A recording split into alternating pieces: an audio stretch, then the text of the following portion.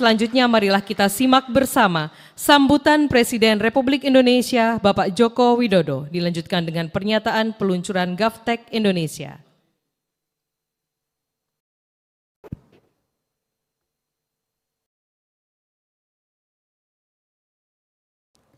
Bismillahirrahmanirrahim. Assalamualaikum warahmatullahi wabarakatuh. Selamat pagi, salam sejahtera bagi kita semua. Om Swastiastu, Namo Buddhaya, salam kebajikan. Yang saya hormati Bapak Wakil Presiden Republik Indonesia, yang saya hormati para Menko, para Menteri, Panglima TNI, Kapolri, Jaksa Agung, yang saya hormati para gubernur, bupati dan wali kota yang hadir, Yang Mulia Duta Besar negara-negara sahabat, Bapak Ibu tamu undangan yang berbahagia. Saya ingin menggarisbawahi, ingin menekankan kembali bahwa kehadiran birokrasi itu harusnya melayani, bukan mempersulit dan bukan malah memperlambat.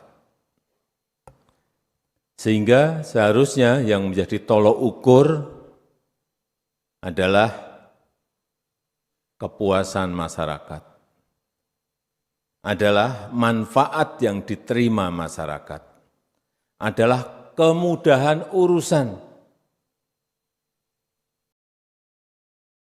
masyarakat.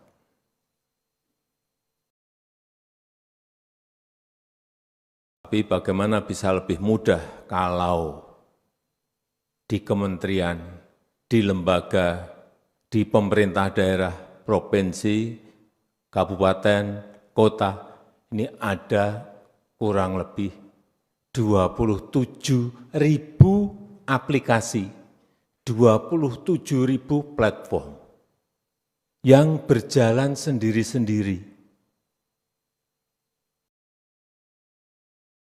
yang kerjanya juga sendiri-sendiri. Enggak akan mungkin tadi yang saya sampaikan, mempermudah, mempercepat, enggak.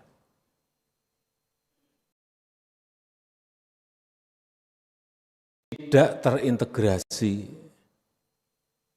dan bahkan banyak yang justru tumpang tindih. Oleh sebab itu, perlu saya sampaikan, mulai tahun ini, sudah saya sampaikan di Januari yang lalu, mulai tahun ini berhenti membuat aplikasi baru. Mulai tahun ini berhentilah membuat platform baru, stop. Karena tadi 27.000 aplikasi yang ada.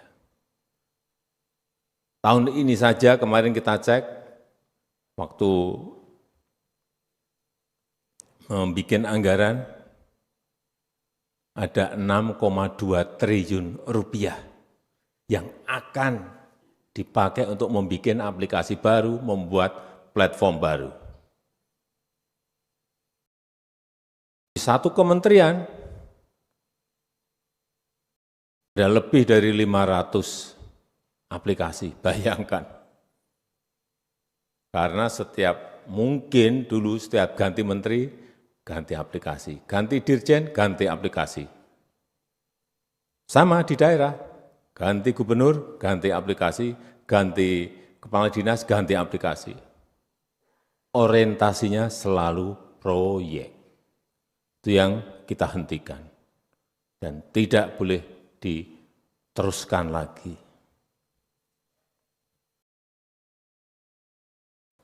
Di Kementerian Kesehatan,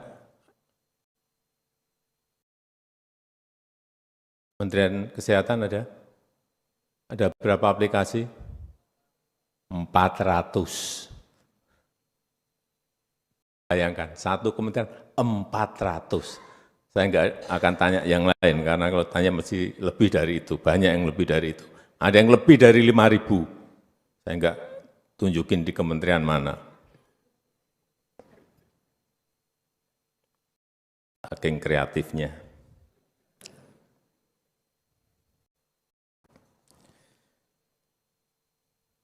Jadi sekali lagi, Kementerian Kesehatan aplikasi sendiri, pelayanan pajak aplikasi sendiri, untuk layanan pendidikan aplikasi sendiri, semua. Kalau sudah ada yang baru, apa yang terjadi? Install lagi, isi data lagi.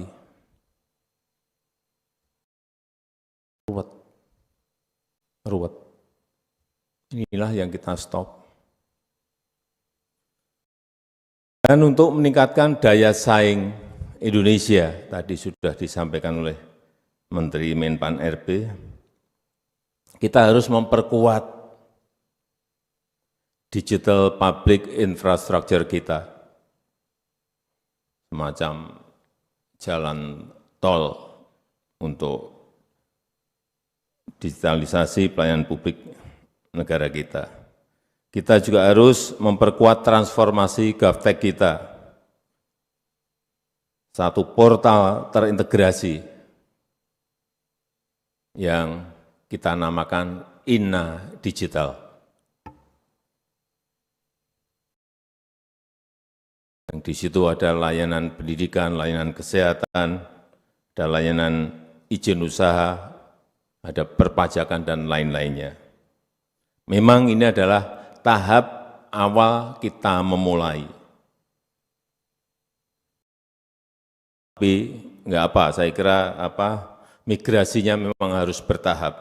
Yang penting dimulai dulu.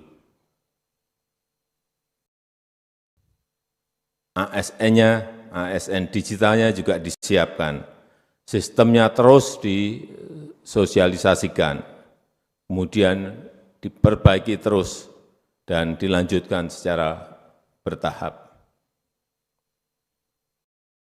Terakhir saya titip setiap kementerian, lembaga, dan pemerintah daerah harus bersama-sama melakukan integrasi dan interoperabilitas aplikasi dan data. Tidak boleh ada lagi alasan ini dan itu, karena merasa datanya milik saya, datanya punya saya, datanya milik kementerian saya, datanya milik lembaga saya, datanya milik Pemda saya. Tidak boleh lagi.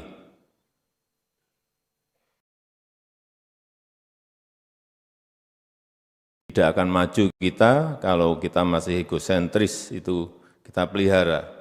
Jadi sekali lagi, tinggalkan praktek-praktek lama, tinggalkan mindset lama.